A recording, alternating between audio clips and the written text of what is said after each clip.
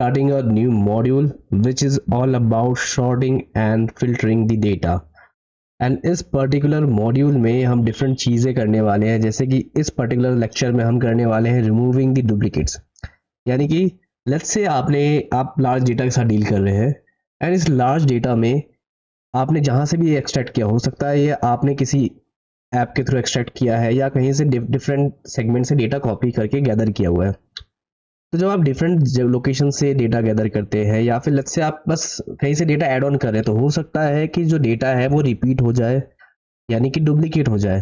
तो इस particular problem से आप डील कैसे करेंगे एंड उन डुप्लीकेट्स को आइडेंटिफाई कैसे करेंगे कि कहाँ कहाँ वो डुप्लीकेट्स है।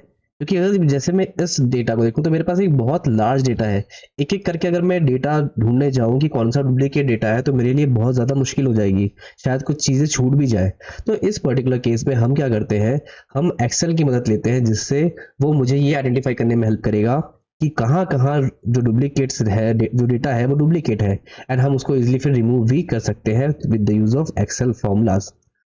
नाउ कुछ चीज़ें ध्यान रखने की ज़रूरत है जब आप डुप्लीकेट डेटा को रिमूव करना चाहते हैं। सबसे पहली बात कि आपका जो भी फर्स्ट हेडर हो, जो भी आपका बेसिकली हेडर होगा, वो आपका उसके नीचे वाले सेक्शन से डिफरेंट होना चाहिए। यानी कि जस्ट लाइक कि मैंने यहाँ पे रखा है कि वो सारे ही आपके क्या है, वो सारे ही आपके कैपिटल लेटर्स में है। करेक्ट, कैपिटल लेटर्स में होने से क्या होता है कि वो कभी भी उसे काउंट नहीं करता जब वो डेटा को शॉर्ट कर रहा होता है। तो इसलिए सबसे पहले आप हेडिंग्स को आप रखेंगे किसमें, कैपिटल लेटर रखेंगे।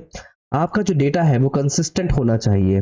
कंसिस्टेंट होना चाहिए इसका मतलब क्या हुआ, इसका मतलब ये है जैसे मैंने यहाँ पे आवर्स की बात की है, यहाँ पे मैंने 40 लिखा है, अगेन 15.5 लिखा है, तो सारा जो डेटा है इस आवर सेक्शन के अंदर ये आपका किस में है, ये आपका न्यूमेरिक वैल्यू में है। ऐसा नहीं है कि यहाँ मैंने 40 लिखा है 40 एंड यहाँ पे मैंने फिर 40 का अल्फाबेटिकल लिख दिया जैसे FORTY।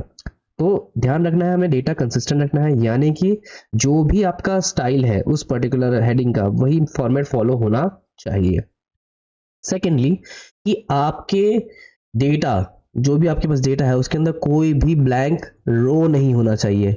ब्लैंक सेल हो सकता है, जैसे कि यहाँ पे हमको ब्लैंक सेल दिख रहा है, बट ब्लैंक रो नहीं होना चाहिए, जैसे कि हमारे इस डेटा में कहीं पे भी ब्लैंक रो नहीं है। And you can see that we have around 103 data, और यू कैन से 103 ये मान लेते हैं। तो अब शुरू करते हैं कि हमें सबसे पहले किसी भी डेटा को डुप्लीकेट ढूंढने से पहले हमें करना पड़ेगा उसे शॉर्ट।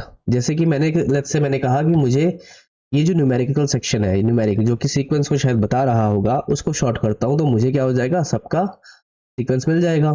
ठीक है, तो हमें कहाँ जाना है, हमें जाना है डेटा सेक्शन के अंदर। इस डेटा सेक्शन के अंदर आप जैसे ही जाते हैं उसके बाद आपको यहाँ पे एक शॉर्ट एंड फिल्टर वाला सेक्शन मिलेगा, जहां पे आपको क्लिक करना है A to Z। जैसे ही मैंने A to Z क्लिक किया तो देखिए उसने खुद से ही आइडेंटिफाई कर लिया एंड उसने खुद से ही सीक्वेंसिंग कर लिया, और मुझे दिख रहा है कि पहला ही जो डेटा है उसके भी क्या है, कुछ कॉपीज अवेलेबल है, डुप्लीकेट्स अवेलेबल है। देखिए अगर मैं इसे भी न्यूमेरिकल रखता, लेट्स से कि ये और इसका फॉर्मेट सेम होता, लेट्स से ये मैंने न्यूमेरिक लिखा, इधर भी न्यूमेरिक लिखता, एंड अगर ये स्मॉल लेटर्स में, ये भी स्मॉल लेटर्स में, ये सारे ही फॉर्मेट एक जैसे होते, तो जब मैं इसे शॉर्ट कर रहा था तो ये इस पूरे फर्स्ट हेडर को भी क्या करता, साथ में इंक्लूड कर लेता। बट क्योंकि मैंने इसका जो फॉर्मेट है वो डिफरेंट रखा है, इसलिए उसने इजिली आइडेंटिफाई कर लिया कि कौन सा जो पार्ट है वो हेडर है। अब हमने बेसिकली शॉर्टिंग तो कर ली, तो मुझे यहाँ सीक्वेंस दिख रहा है, तो जैसे मुझे सारा दिखा बेसिकली रिपीटेड है, देन अगर देखें तो जूलिया भी रिपीटेड दिख रहा है हमें। तो ऐसे बहुत सारे हैं जो शायद मुझसे मिस, जैसे हमारे पास यहाँ बिल है, लेकिन मैं एक एक करके अगर आइडेंटिफाई करने जाऊंगा तो टाइम लग जाएगा।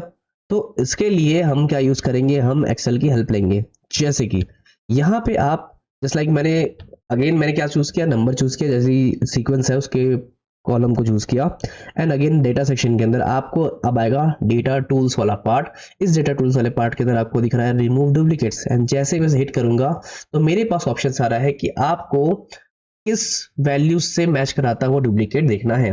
जस्ट लाइक कि मुझे याद है कि मैंने ये जो सारे हेडर्स है ना वो सबके सेम है, तो जो नंबर सेम होंगे तो भी काम चल जाएगा।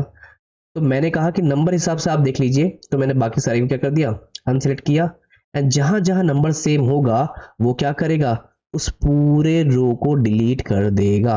ओके, जिससे मैंने अनसेलेक्ट ऑल किया and then I selected the number and मैंने हिट किया, एंड सी क्या बोल रहा है कि इसने 5 डुप्लीकेट्स मिले इसे एंड उसने उसे रिमूव कर दिया। बट क्या हो कि मैं पहले ये देखना चाहूँ कि कौन से जो रो है वो डुप्लीकेट है। शायद हो सकता है कि वो कुछ वैल्यूज उसमें मिसमैच हो, शायद नंबर सेम हो गया है बट वैल्यूज मिसमैच हो।